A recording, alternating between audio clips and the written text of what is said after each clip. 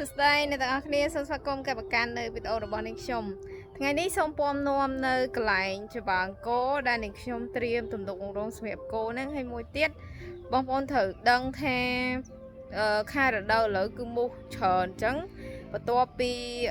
ពិធីការពារមូសហ្នឹងគឺមាន3ដែលខ្ញុំធ្លាប់ឆ្លងកាត់ហើយខ្ញុំចែកម្លែកបងប្អូនទាំងអស់គ្នាប៉ុន្តែរឿងទី1ហ្នឹងយើងសិនណាបងប្អូននេះច្បាងនេះគឺវាច្រើនចឹងយើងមូលទុកចឹងខ្ទង់100ដុំជាងបងប្អូនប៉ុន្តែនេះតាំងពីនឹងដល់ថ្វោលើប៉ុន្តែឥឡូវយើងយកអស់ហើយចឹងម្ដុំធំបងប្អូនចឹងកន្លែងនេះគោចាពងស៊ីច្បាងចឹងទី1គឺយើងត្រូវដាក់ធុកមូសដុតធុកមូសឲ្យគោទី2គឺអំពក់ផ្សែងហើយទី3ហ្នឹងអីដែលយើងនេះបានគឺយើងត្រូវនេះតែញពូដេញសัตว์នេះបងប្អូនពូដេញសัตว์ណាពូនេះគេហៅពូពងមាន់និយាយងាយស្ដាប់ងាយយល់ហើយបងប្អូនពូហ្នឹងណាមានតែខ្លះវាពងមាន់ដែរប៉ុន្តែវាមិនមែនភេទឬក៏មុខងារដេញសัตว์ទេចឹងគឺយើងត្រូវរើសអំពូលខ្ញុំនឹងបង្ហាញអំពូលដល់បងប្អូនទាំងអស់គ្នា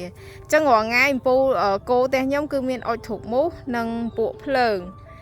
តែដល់ឡែកថ្ងៃនេះខ្ញុំសាកមើលហើយអំពូលនឹងវានៅឆ្ងាយពីគោទៀតបងប្អូនប៉ុន្តែសាកមើល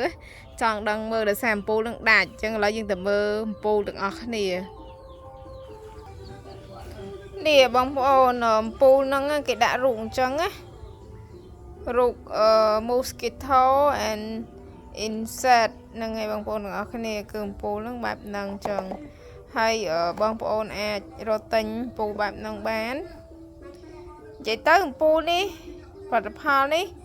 គឺមិនមែនផលិតផលក្នុងស្រុកយើងទេតែដោយសារនឹងស្តុកចាស់បងប្អូនអញ្ចឹងហើយគឺអំពូលបែបហ្នឹង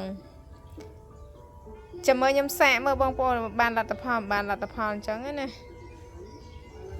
នេះបងប្អូនខែភាសាវាមានអាចចឹងចងវាចឹងយើងលើកអាចទៅដាក់កន្លែងនោះទៅ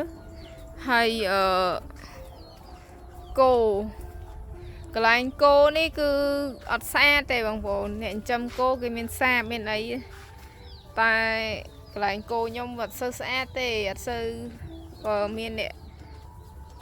ចាក់ដីចាក់អីបំពេញកន្លែងថ្លុកនោះក៏ជាមូសគោដែរចឹងវាពងស៊ីឆ្មៅអីចាឆ្ងាញ់មែនតើ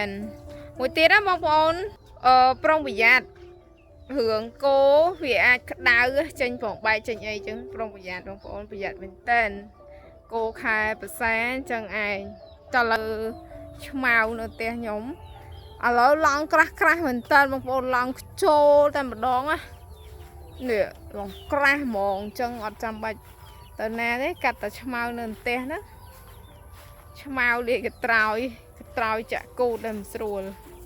តែបងប្អូនមើលក្រាស់ខ្មឹកវែងតែម្ដងឆ្មៅឆ្នាំនេះល្អ